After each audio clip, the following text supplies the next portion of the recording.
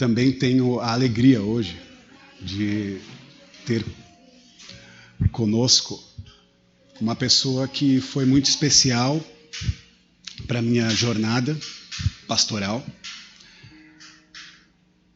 Só me entendo pastor porque tive a oportunidade de me encontrar com amigos espirituais. E hoje eu tenho um amigo desses que também abriu caminhos para o meu saber, né? Para a busca de conhecimento e de entendimento de tudo aquilo que estava acontecendo lá, né?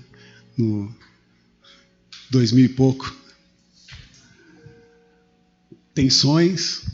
Eu e a Fernanda tinha acabado de casar, uma reunião entre amigos. E o que será que isso daqui está acontecendo? Isso daqui está acontecendo, o que será que é, né? E as pessoas diziam, Rafa, isso daqui é uma igreja.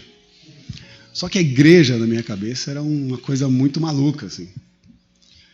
E eu não recebi aquilo de uma forma muito positiva.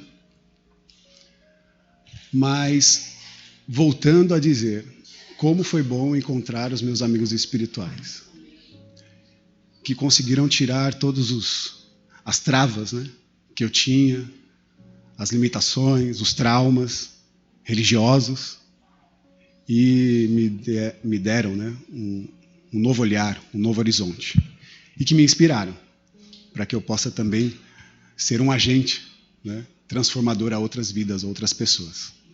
Robson Jacinto, seja muito bem-vindo. Amém.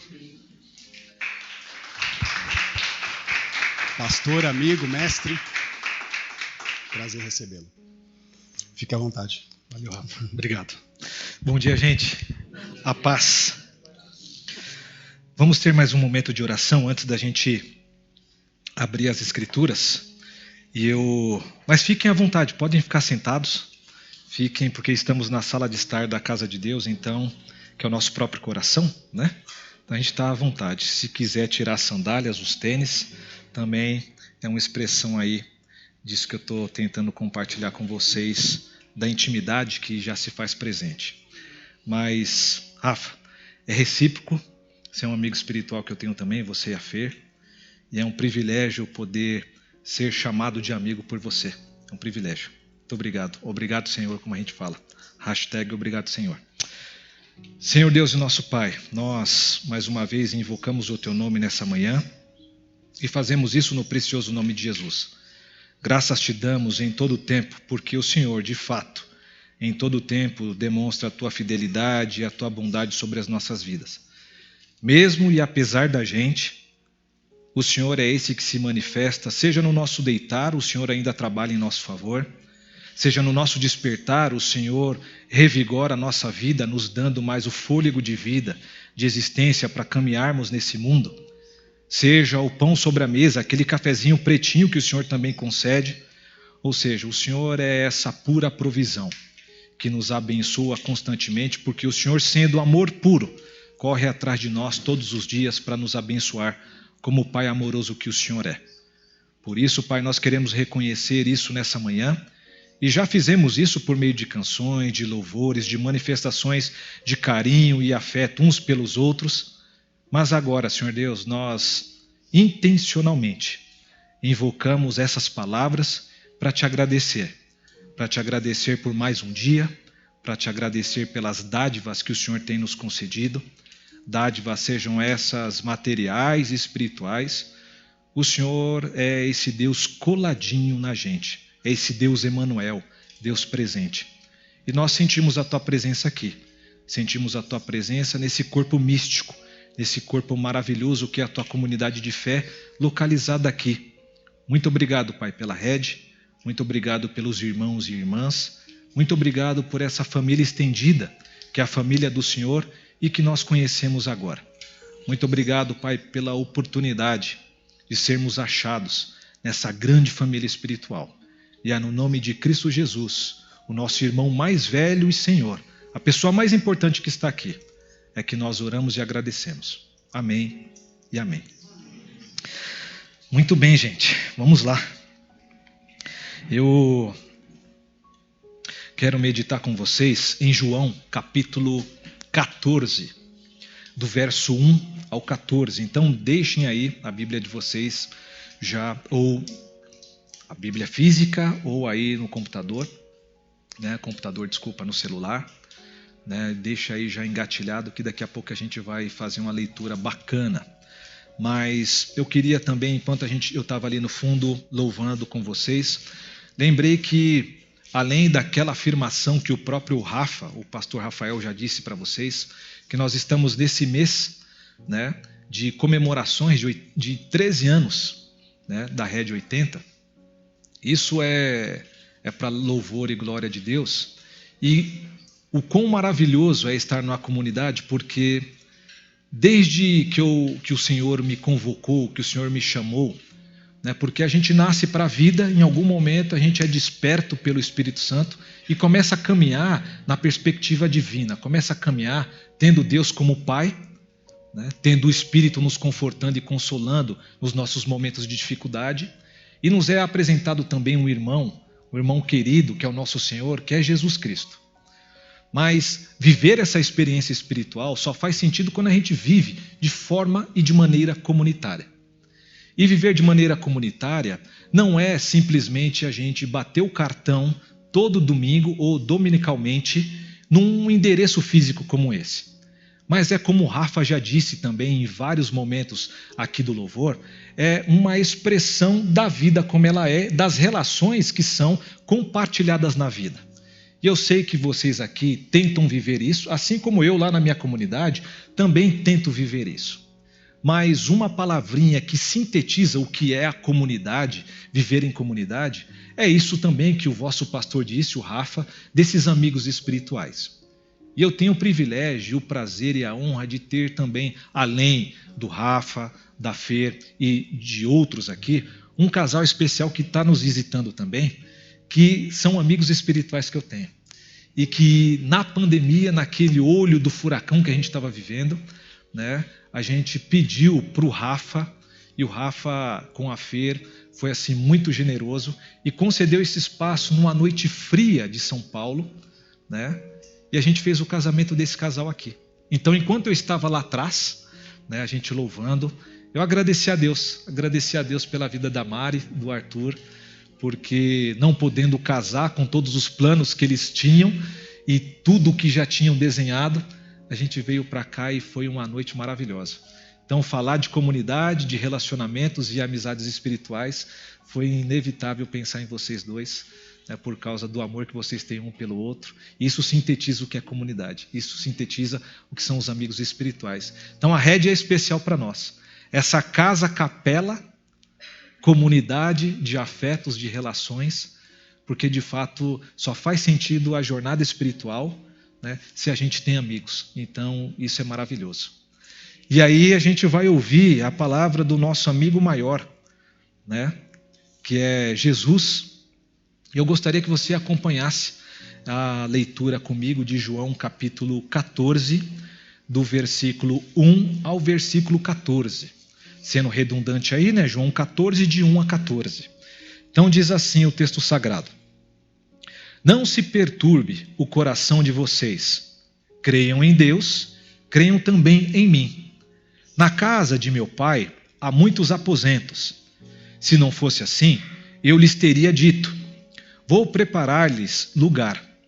E se eu for e lhes preparar lugar, voltarei e os levarei para mim, para que vocês estejam onde eu estiver. Vocês conhecem um caminho para onde vou.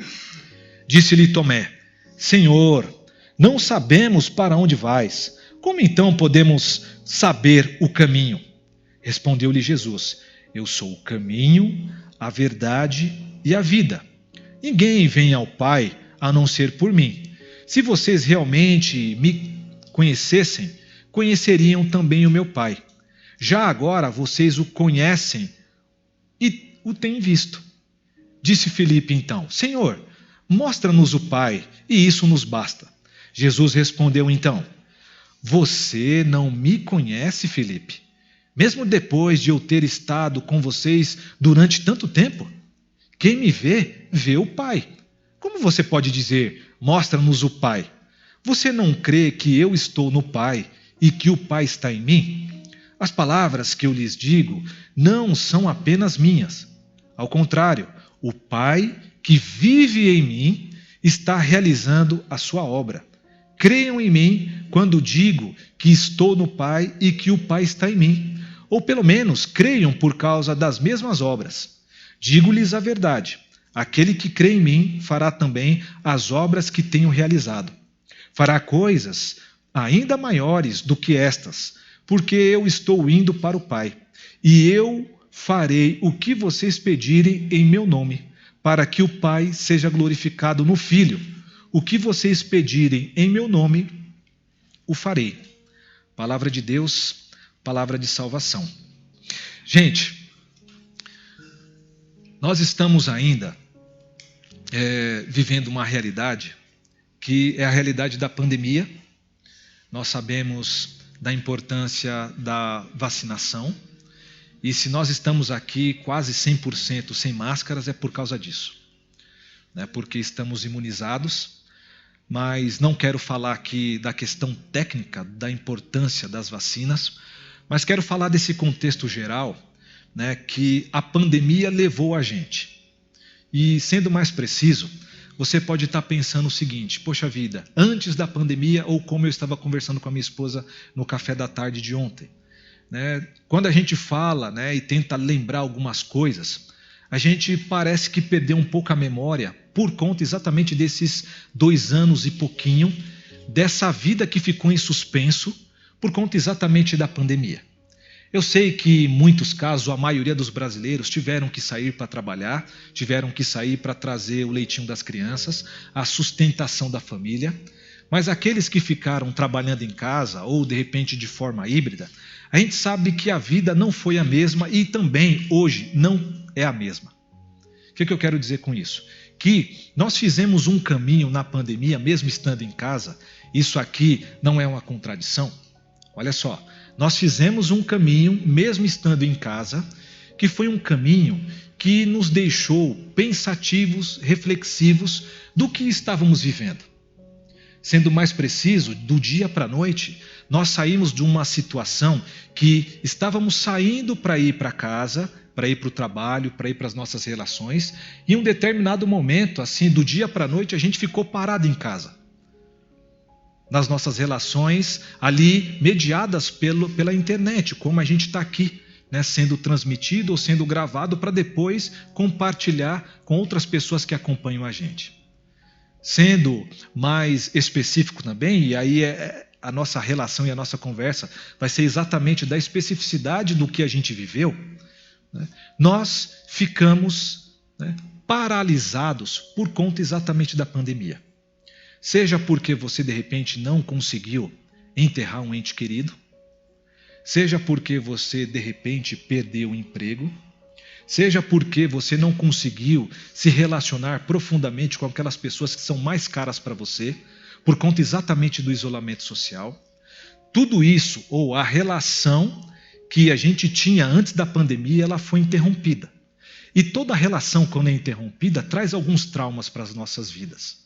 Sejam elas quais forem, seja a relação de trabalho, do trânsito que você faz da sua casa para o trabalho, seja das relações que você, e essas relações mais caras, de ir para a casa do pai, da mãe. E eu me lembro aqui, depois de quase 1 ano trancado em casa, a minha esposa já não aguentava mais, e a gente correndo quase todos os perigos por causa da contaminação, da Covid, a gente foi para o norte do Paraná visitar o pai da Simone, que mora lá. Mas se a gente não fizesse esse movimento, e sei que você também fez um outro movimento, a gente teria dado PT no sentido emocional, porque, pessoal, do dia para a noite nós ficamos trancafiados em casa. Então, o estar trancafiado em casa, que teve a sua importância, é bom destacar, mas isso levou a gente a ter alguns outros traumas. Como, por exemplo, eu citei aqui de não conseguir enterrar um ente querido que de repente se foi pela Covid. Eu, como pastor, assim como o pastor de vocês, o Rafa, nós em algum momento, por causa dessa realidade de isolamento, tivemos que fazer ofícios fúnebres online. Imagina isso, você confortando uma família que só ela poderia estar ali, naquele local, né, para o enterro do seu ente querido, você do outro lado da linha, orando e falando algumas palavras de consolo sem estar presente. Tudo isso fez com que, e ainda faz, a nossa vida mais interior, lá o que a gente chama de subjetividade, lá o que a gente chama do mais íntimo. Sabe aquele lugar que só você e Deus sabe e conhece? Que a gente, se não colocar para fora, ninguém conhece? É nessa intimidade que mora alguns dos nossos mais profundos medos. E a pandemia fez com que a gente caminhasse para um local, para uma casa de medo. Medo de, será que eu vou ter forças para sair dessa situação? Se eu não conseguir enterrar um ente querido?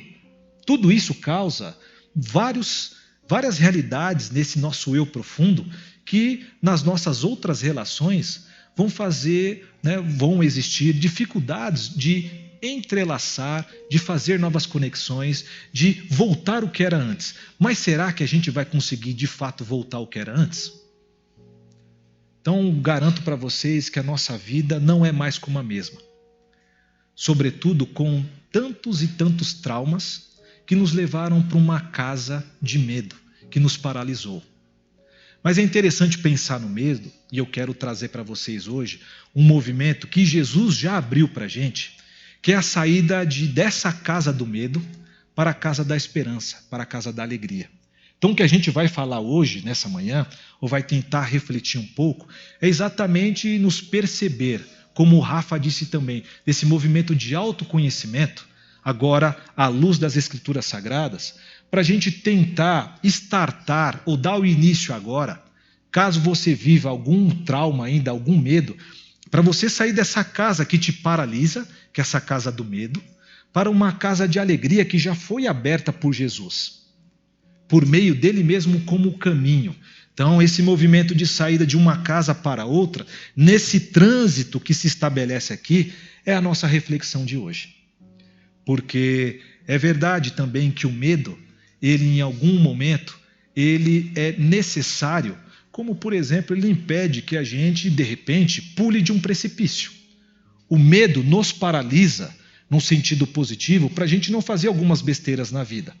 Porém, o que eu quero tratar com vocês e refletir um pouco com vocês aqui é essa faceta do medo que nos paralisa para uma realidade que já foi aberta para a gente. Então, eu não sei o que você passa, como está lá no seu interior mais profundo, mas eu sei que, assim como eu, você compartilha de alguns medos. Aqui não vai ser uma sessão terapêutica para você falar ou para abrirmos o coração, para contarmos aí quais são os nossos medos. Mas eu queria que você refletisse, na medida do possível, naquilo que te paralisa. Será que de repente é uma validação de uma pessoa que você ama e que não recebe essa validação, então você fica paralisado para outras relações, fica paralisado para viver uma vida sem carregar esse peso de uma não validação? Ou o que você necessita para continuar caminhando na sua existência? Será que, de repente, pelo fato da pandemia ter levado o seu trabalho e você está desempregado ou em fase de transição profissional, você, por conta de não conseguir ainda essa realidade, fica travado? O que trava você? O que te paralisa? O que se trata desse travar? Então, quando a gente, em meio a todas essas realidades de medo que nos paralisa, Jesus vem e, por meio da sua palavra, nos convida exatamente para refletirmos nele e no caminho que ele já abriu por meio dele mesmo, para sairmos dessa casa de medo que nos trava para uma casa de alegria. Porque já disse certo teólogo, que é muito caro para mim, que se chama Henry Nouwen, que Jesus é esse que na ciranda da existência, enquanto nós caminhamos, ele constantemente transforma as nossas lágrimas em alegria. Ele transforma os nossos medos em alegria, porque ele é a própria esperança que faz esse movimento. Então, como a gente consegue fazer essa saída da casa do medo para a casa da alegria, para uma nova disposição de existir, mesmo que a vida seja dura, mas com Jesus, inspirando os nossos corações, nós podemos em algum momento ter alegria, e aquela alegria junto com aquela paz que excede todo entendimento. Então, quando a gente olha, por exemplo, para esse texto, eu vejo alguns pontos importantes e interessantes para a gente aqui, que nos indica como fazer esse caminho saindo dessa realidade para outra realidade. A primeira afirmação está exatamente no primeiro versículo. Isso é importante, é imprescindível, é fundamental que você se aproprie desse primeiro versículo aqui e leve para o seu coração, porque lá nos perrengues que você passar e como você passar aí na vida como ela é, você se apropriando disso, em algum momento o Espírito vai lembrar e aí você vai conseguir continuar a caminhada dessa passagem que te paralisa para uma passagem de alegria, de transbordamento. E olha só que interessante. O Cristo diz assim: não se perturbe o coração de vocês, creiam em Deus, creiam também em mim. Na casa do meu pai há muitos aposentos. Se não fosse assim, eu lhes teria dito: vou preparar-lhes lugar, e se eu for e lhes preparar lugar, voltarei e os levarei para mim, para que vocês estejam onde eu estiver. Vocês conhecem o caminho para onde vou. Mas, novamente, a atenção está no versículo 1. Não se perturbe o coração de vocês, creiam em Deus, creiam também em mim. E olha só que coisa interessante. Por que o versículo ou o texto abre com essa palavra de consolo e conforto para a gente? Porque esse texto ele está dentro de um contexto maior. E sempre que a gente reflete na palavra de Deus, a gente não pode, em hipótese alguma, ler somente um versículo e fazer teologia em cima desse versículo. Porque um texto está dentro do seu contexto para ter um sentido pleno, uma organização e um significado para as nossas vidas. E esse texto específico, ou João capítulo 14, está dentro de um contexto que é o período de sofrimento do próprio Cristo. Olha que interessante. A partir do capítulo 13, que é um capítulo anterior a esse, até o capítulo 17, é um bloco inteiro que fala do momento mais crítico do ministério de Jesus.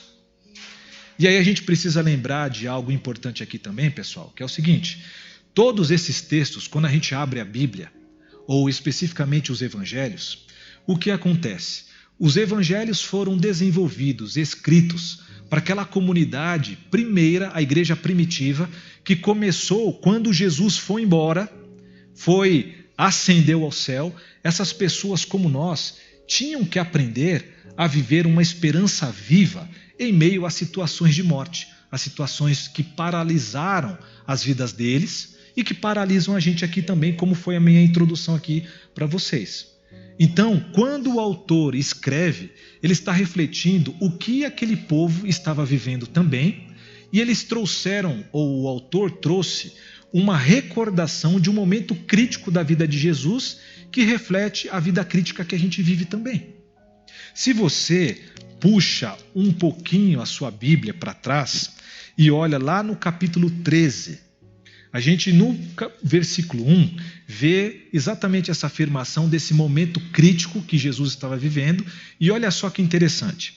Versículo 1 diz assim, do capítulo 13: um pouco antes da festa da Páscoa, sabendo Jesus que havia chegado o tempo em que deixaria este mundo, iria para o Pai, tendo amado os seus que estavam no mundo, amou-os até o fim. Olha só, Jesus, ele teve a consciência naquele momento que o dia da crucificação ia chegar, então ele amou intensamente aqueles primeiros discípulos que representam a gente hoje, querendo ensinar algo para a gente. E aí quando a gente pula para o versículo 21 do capítulo 13, olha só que coisa interessantíssima. Depois de dizer isto, Jesus perturbou o seu espírito e declarou: digo-lhes que certamente um de vocês me trairá. Então olha só, Jesus teve uma informação que ia ser o quê? Crucificado, e ficou tão triste, tão amargurado, Mas uma coisa bonita aqui que Jesus nos ensina, e aí o texto inteiro, até o capítulo 17 vai nos mostrar, é que mesmo Jesus sabendo que ia morrer, que ia ser traído, perturbou sim o seu coração, ficou triste, ficou pensativo, sim, mas ele não deixou essa tristeza o paralisar. Ele não ficou paralisado com essa notícia. Ele não ficou paralisado com aquilo que de repente ia o traumatizar. Então, quando a gente volta para o nosso texto, faz todo sentido que o Cristo afirme a partir dele mesmo que eu e você não perturbe mais o nosso coração. Não fique preocupado com o que vai comer, o que vai beber, como o texto clássico fala também, né? Mas tudo que você teme na vida como ela é, não perturbe o seu coração, chegando na situação de você ficar petrificado, chegando na situação de você ficar paralisado, porque o Cristo, em versículos anteriores, já estava afirmando: eu que sou eu, o seu irmão mais velho, vou passar por um período tão difícil, mas eu vou ficar firme, não vou ficar paralisado. Ou seja, tudo aquilo que a gente passa é inevitável passar. Porém, o que a gente passa não pode determinar quem nós somos ou como nós vamos lidar com a situação. As nossas dificuldades, os nossos perrengues, as nossas lutas não podem ter força suficiente para paralisar as nossas vidas. Logo, elas não podem ser determinantes em nossas vidas. O que eu quero dizer com isso? A gente vai passar perrengue, é inevitável. Só que esse perrengue não pode determinar que você vai ficar na lona da sua existência. Toda a dificuldade que nós passamos, elas são inevitáveis. Quem é ser humano e vive, passa por dificuldades. Porém, nós não podemos deixar as dificuldades, Rafa, determinar se vamos continuar ou vamos ficar petrificados. Nós não podemos ficar nessa casa chamada medo, essa casa que paralisa. Porque a partir do exemplo do Cristo, que já teve a consciência do que ia fazer nesse plano divinal, porque se não fosse esse plano, não estaríamos aqui refletindo exatamente acerca da vida e obra dele. Mas Jesus fala e mostra, a partir desse versículo, que, poxa vida, meu coração ficou triste. As tristezas chegam por causa dos perrengues, mas eu não posso deixar essa tristeza me determinar. Então, qual é a tristeza que te deixa apático, que não faz você levantar da cama, que te deixa amarrado? O que você está passando, minha irmã, que te faz refletir quando você está lá na cama, se você vai levantar no dia seguinte?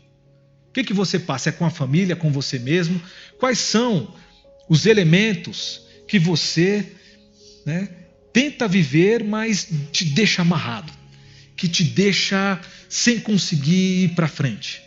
É disso que se trata esse texto.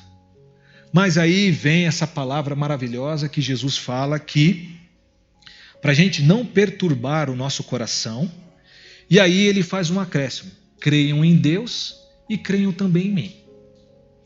Creiam em Deus, Pai, e creiam também em mim. E aqui tem um elemento que é determinante para a gente compreender o porquê dessas palavras de consolo para a nossa vida. Que foi palavras de consolo para aqueles primeiros irmãos da comunidade primitiva e que também é para mim e para você.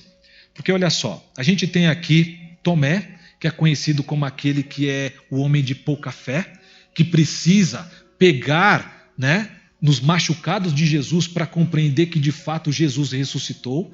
Isso aí a gente vê no final do texto de João, em outros capítulos mais para frente. Mas quando Jesus afirma que a gente deve crer em Deus Pai e crer também no próprio Cristo, e logo na sequência vem Tomé pedindo para apresentar qual é o caminho, e depois Tomé também nos apresente o Pai, existia uma compreensão até então que Jesus, por meio do seu ensino, por meio do seu compartilhar de vida, começou a trocar esse pensamento por um outro pensamento. E qual era esse pensamento?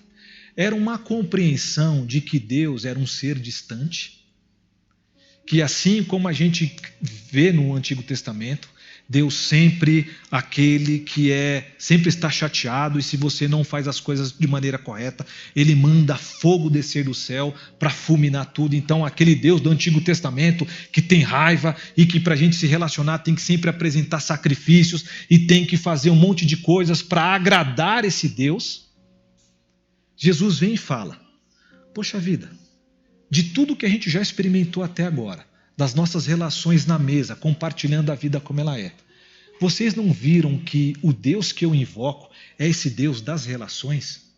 É esse Deus do afeto? É esse Deus carinhoso, amoroso, e não tem nada a ver com aquele Deus carrasco que foi uma interpretação até então? Porque o que Tomé, ao questionar, traz para a gente, para a nossa aplicação para o contemporâneo, Rafa, é o seguinte: as dúvidas que a gente tem. As dúvidas que a gente tem em confiar em Deus, que vai nos ajudar nesse processo da saída da casa que nos atormenta e que nos paralisa para uma casa de esperança. Porque aqui, quando Jesus também afirma que eu vou preparar lugar, Ele não está dizendo, minha irmã, que vai preparar a nossa morada celestial como se a nossa realidade pós-morte fosse viver em algumas casinhas feitas por Ele lá no céu, e esse céu que a gente não conhece. O que o texto está deixando para a gente aqui, e tem um complemento em outros capítulos, é que a casa de Deus é o nosso próprio coração. A casa de Deus, como a gente cantou em 2 músicas aqui, a gente prepara, põe a mesa, perfuma com a nossa própria presença. A casa de Deus é o nosso próprio coração. E quando fala, creia em Deus e creiam também em mim, porque eu sou o caminho, ao crer eu me coloco em marcha dessa casa que até então eu compreendia, que estou aqui porque Deus assim quis, porque em algum momento da minha vida eu fiz alguma coisa errada. Então se eu estou sofrendo é por causa do castigo divino. Não. Se você compreende um Deus desse, não é o Deus e Pai do nosso Senhor Jesus Cristo. É um Deus que você desenhou, é um Deus que você projetou, ou um Deus que você projetou por causa de relações que você não teve, seja com seu pai, seja com outras vidas paternas ou pessoas importantes na sua vida, e que por não ter afeto com elas, você então fica paralisado, sem autenticação, sem amor dessas pessoas, logo você projeta Deus por causa dessa não relação, e interpreta Deus e fica paralisado nessa casa. Mas quando Cristo fala para Tomé, você não viu Deus Pai na minha relação com vocês, e a minha relação com vocês sempre foi de amor? Eu sou o caminho. Esse caminho, então, dessa saída, porque existe uma outra importante observação, pessoal, sobretudo em Mateus, que quando diz que nós somos bem-aventurados, esse bem-aventurado, no grego, significa ashrei. O que significa essa palavra? Andante, caminhante. Ou seja, nós somos bem-aventurados se continuamos constantemente a caminhada, a jornada, a peregrinação. Logo, se somos bem-aventurados em Jesus, o nosso modo de ser, o nosso jeito de existir é esse jeito que impossibilita que eu fique paralisado por qualquer circunstância.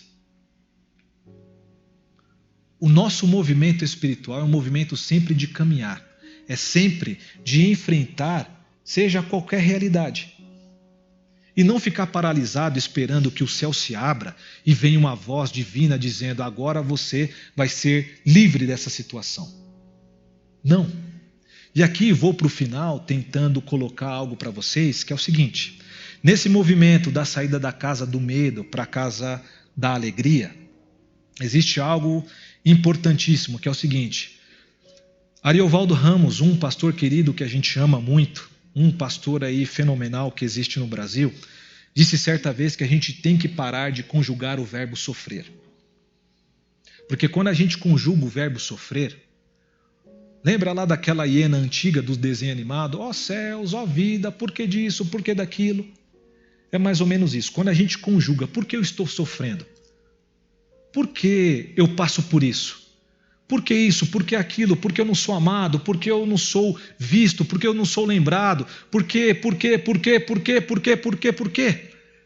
Esses constantes porquês é a conjugação do verbo sofrer. E quando a gente conjuga o verbo sofrer, o que o Ariovaldo Ramos está querendo dizer para a gente nessa manhã?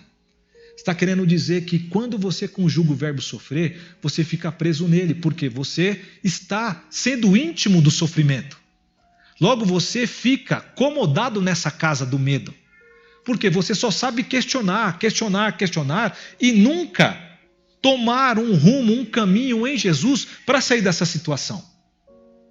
Quando você conjuga o verbo sofrer, porque isso, porque daquilo, porque esses porquês constantes fazem com que, assim como eu estou assim cômodo aqui nessa poltrona, eu fique nessa casa. E aí é cômodo o suficiente para, poxa vida, a vida me fez assim. Deus quis que eu ficasse assim mesmo, passando esses perrengues. Mas, gente, é tão maravilhoso a gente olhar para esse texto e mostrar que Deus é aquele que nos convida nele mesmo para sair dessa conjugação e tomar um caminho e ir para uma casa. E essa casa é o próprio coração de Deus, que nos nossos corações também faz morada. Então, é algo maravilhoso pensar que o coração de Deus é esse coração que responde todos os nossos porquês. Mas sabe como ele responde os nossos porquês? Conjugando as nossas relações. Porque olha só, o conselheiro, que é aqui o Espírito Santo, e se a gente desse prosseguimento na leitura, a partir do verso 15, a gente vem e vê que Jesus promete o Espírito Santo para nós. Lá no capítulo 17, Jesus ora por ele mesmo e por nós, ou pelos primeiros discípulos até chegar no contemporâneo que é nós, mas o Espírito está sendo contemplado desde o início. E o Espírito que habita agora o nosso ser, porque nós somos casa espiritual, essa casa espiritual então que ele fala que vai construir muitas moradas, muitos aposentos, é exatamente esse corpo espiritual que a gente chama igreja. Então, qual é a casa da alegria? É exatamente a igreja, é exatamente nós. Porque uma vez habitando o Espírito em nós, na mutualidade de confortar um ao outro, conforme a gente vê aqui no final do capítulo 14, que nós vamos fazer coisas maiores do que o Cristo fez. Não é que você vai construir catedrais maravilhosas, vai expulsar demônios, tudo isso também. Mas quando tem esse elemento divinal do Espírito sendo esse consolador e habitando esse corpo místico, é exatamente essa casa da alegria que, mesmo passando os perrengues também inevitáveis na vida, nós, pelo poder do Espírito, podemos consolar uns aos outros naquilo que estamos travados. Então, qual é a mensagem dessa manhã? Jesus sendo o caminho, é aquele que nos tira e nos pede para que o nosso coração não fique perturbado pelas dificuldades e agruras da vida, as dificuldades, os perrengues da vida. Tomemos nele mesmo o caminho de volta para a casa do Pai, porque ele já está preparando muitos aposentos. E quais são esses aposentos? É o Rafa, é a Carol, é a Fer, é a Simone, é a Mari. São vocês todos aqui como aposentos que eu posso entrar e ser consolado por você mesmo nessa vida chamada jornada espiritual. Então, nessa manhã, o que eu gostaria de deixar para vocês é exatamente isso. É inevitável a gente passar por perrengues, mas os perrengues não podem determinar as nossas vidas. Na segunda-feira da nossa existência, a gente tem que levantar para trabalhar. Na segunda-feira dos nossos afetos, a gente tem que dar um beijo nas nossas esposas, nos nossos maridos e cuidar dos nossos filhos. É óbvio que eu posso ser um tanto quanto simplista aqui, falando que é somente ter uma disposição que a gente sai dessa situação de medo paralisante para uma realidade de alegria. Não.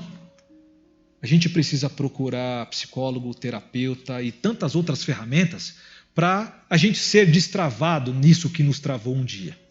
Mas uma vez estando como comunidade, sendo comunidade, a gente pode, pela experiência da vida, pegar de repente o Rafa que já passou por uma situação assim e que já superou essa dificuldade, e pela experiência dele sendo influenciado, inspirado pela vida do Rafa ou de tantas vidas aqui, a gente sai dessa situação. Porque somos caminhantes, bem-aventurados, pegando na mão um do outro, a gente faz em Jesus essa passagem dessa casa que nos paralisa para uma casa de alegria. E encerro dizendo o seguinte para vocês. Ali no capítulo 16, sendo mais preciso, no versículo 17, olha só o que o texto sagrado diz para a gente. E aqui encerro de fato. Alguns dos seus discípulos disseram uns aos outros: o que ele quer dizer com isso? Mais um pouco e não o verão, e um pouco mais e me verão de novo. E por que vou para o Pai? E perguntavam: que quer dizer um pouco mais? Não entendemos o que está dizendo, Senhor. Jesus percebeu que desejavam interrogá-lo a respeito disso, pelo que lhes disse: vocês estão perguntando uns aos outros o que eu quis dizer quando falei: mais um pouco e não me verão, um pouco mais e me verão de novo.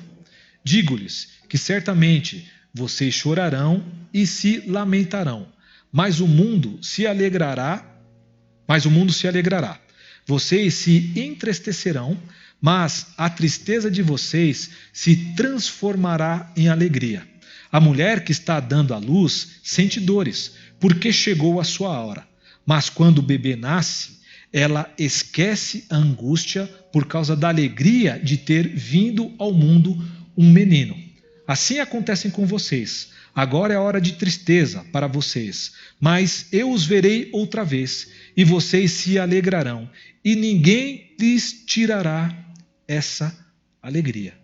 Ou seja, nós passaremos perrengue, mas assim como uma mãe que espera um filho, naquele momento do parto, sente todas as dores do mundo, nós estamos exatamente nesse momento das dores do mundo.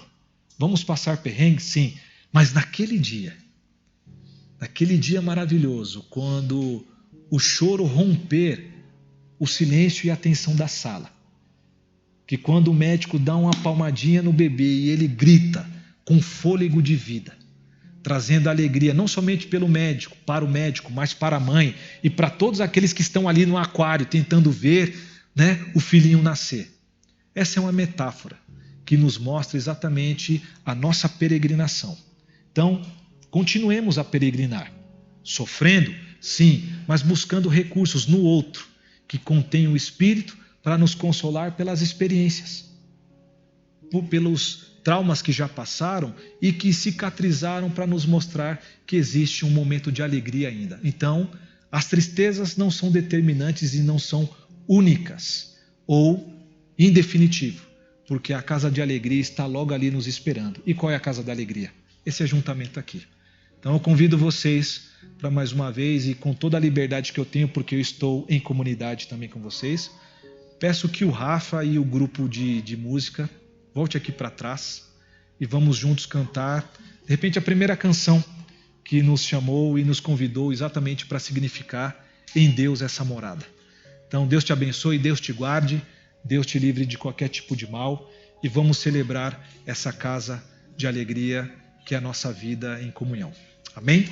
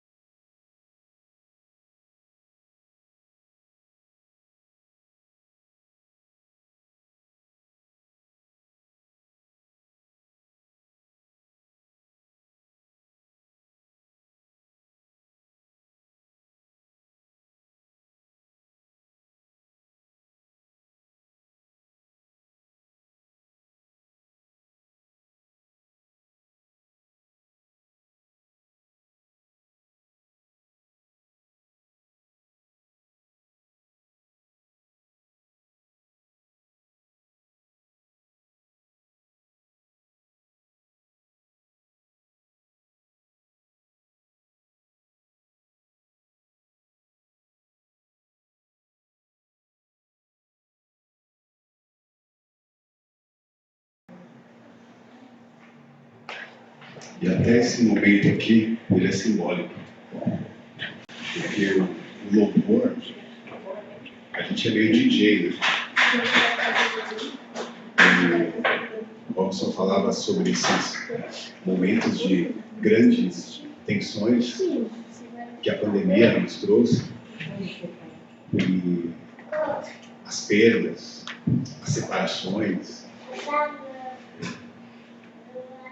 Em determinados momentos aqui, né, olhando para uma câmera sozinho, com 2 ou 3 pessoas juntos, falando com alguém que talvez... Será que exista? Será que existe? Quase como um movimento, quase não, com uma plena, né, um pleno movimento de fé, de esperança, em meio ao aparente nada. E depois a retomada, sem músicos, sem instrumentos. Aí a gente ficou sabendo que alguém nos ouviu lá na internet, e outras pessoas. E aos pouquinhos essas pessoas foram chegando e a gente vai meio que discotecando, né, as relações e virando DJ das músicas, dos encontros. Porque discotecar, né, ser DJ é juntar um batimento com o outro.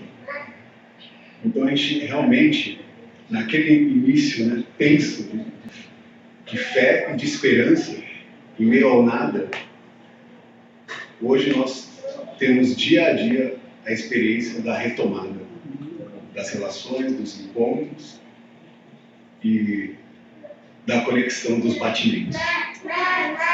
Louvemos ao Senhor. Louvemos ao Senhor. Como casa espiritual.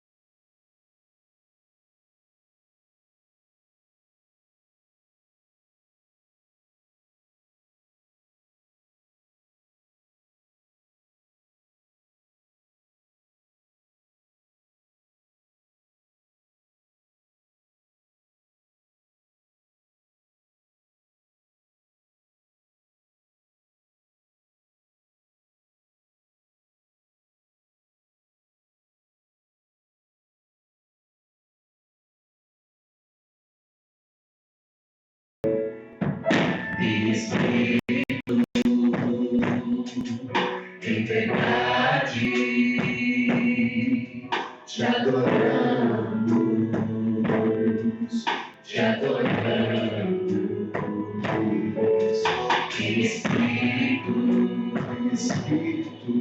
em verdade, te adoramos, te adoramos.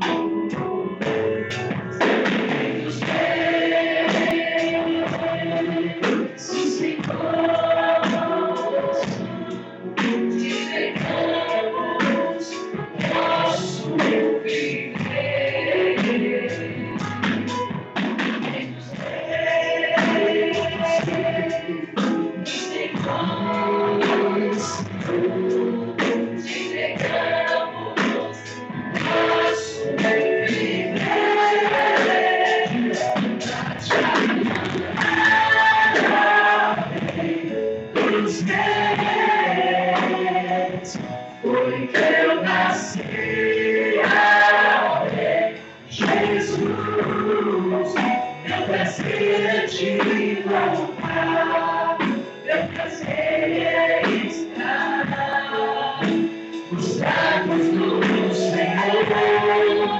Meu prazer é viver como casa de Deus, onde flui o amor.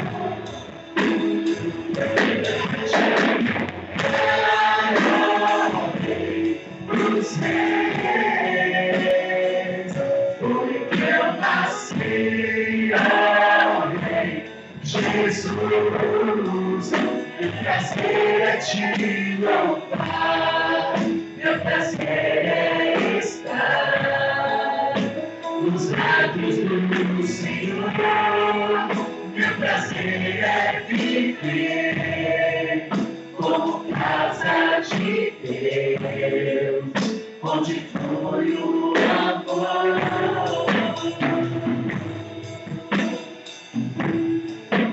Onde flui o amor.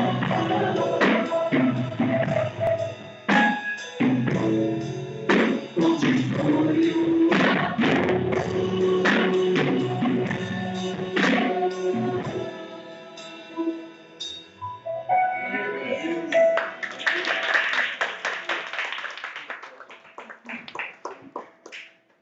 Louvado seja o nome do Senhor. Hoje nós encerramos esse momento com a bênção do mestre, pastor e amigo.